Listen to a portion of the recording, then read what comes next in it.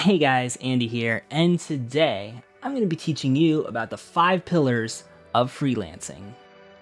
Now the reason that I call them pillars is because I don't believe that any one of them is necessarily better than the other, and in fact I think you need all 5 of them in order to be a successful freelancer. And so just for some context on who I am, my name's Andy. I've been a YouTuber for over 15 years, and I've been a freelance video editor for over 6 years. I've worked on a variety of different projects out here in Japan, worked with a lot of YouTubers as well as production studios out here. And I love to share my knowledge with you guys. So if you're interested in this type of content as well as video editing tutorials, be sure to give a subscribe to my channel down below in the boopity boops and hit the bell icon to get notified when I make a new video. And with that said, let's get on with the first pillar of freelancing, which is skills.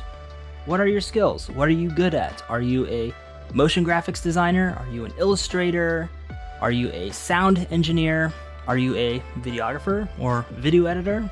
What is it that you do that you could offer to other people in order to make a little bit of that money? Now, having skills is definitely extremely important, especially in this economy where just a regular old job may not cut it in today's day and age. So having those skills can make you much more employable, as well as let you take on the wild world of freelancing. And also having proficiency in these skills will not only allow you to be a more creative freelancer, but will allow you to work more efficiently and more effectively. So you'll be able to get projects done faster, save you and the client time, which allow you to work on more projects. And so we move on to pillar number 2, which is tools. Now tools in a freelancer sense, especially if you're on more of the creative side, may involve hardware as well as software. So this includes both something like a microphone, lighting gear, camera gear, lenses, your computer, which also leads into software like what I'm recording on right now, Adobe Audition. So I have the full Adobe Creative Suite. I use Premiere Pro to edit my videos. I use Audition to not only record what you're hearing right now, but also to help edit audio from other projects. And so if I didn't have these tools, I wouldn't be able to not only edit videos, but I wouldn't be able to shoot videos, and I wouldn't be able to get out the end product to my clients. So having tools is essential, and also should be noted the quality of your tools. Now, I do want to make a dedicated video about this, but for the purposes of this video, we'll just say simply that the quality does and doesn't matter. So be sure to tune in to that dedicated video once I put it out, explaining more. Pillar number 3, your network. So just for a little bit of background on me, I was originally in the United States Navy, and from 2013 to 2015, I was stationed in Yokosuka, Japan, which is just south of Tokyo. And during that time, I was very into YouTube, making a lot of videos, showing off different areas around Tokyo, as well as the local Yokosuka area.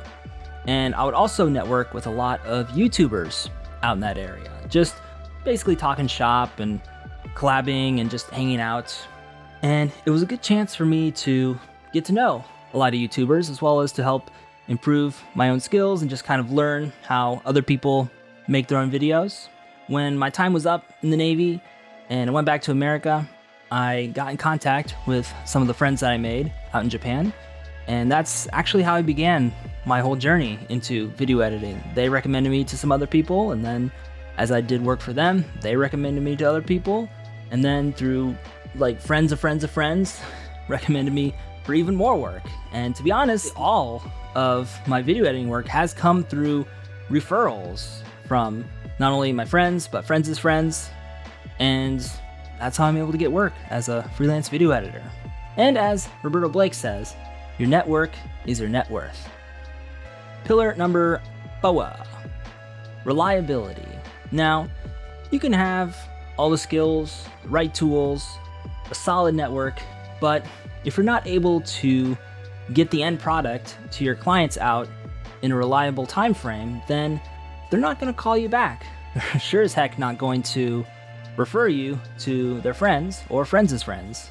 You have to be able to communicate with their clients about the status of your projects and be able to effectively give estimated times of completion. That way you'll be able to get the end product out to your clients in a timely manner. And the last one, pillar number 5, personability.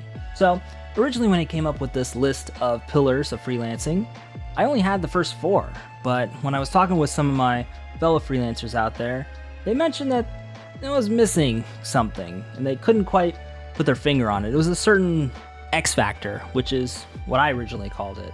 Eventually came up with the word personability, which is being able to communicate with your clients, figure out what their real needs are, and just, at the end of the day, being a good person.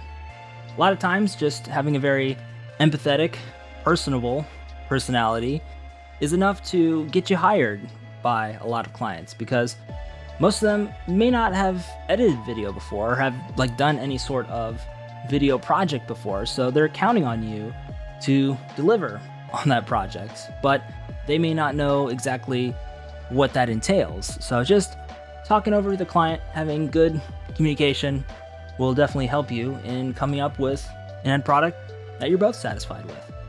So yeah, those are the 5 pillars of freelancing. And question of the day, if you're a freelancer or you're looking to become one, which of these 5 pillars do you need to work on developing and why? Be sure to let me know in the comments down below in the boopity boops. And with that said, guys, this is Andy. Sign out for now. As always, forever, we'll see you next time. Catch you later, guys. Bye.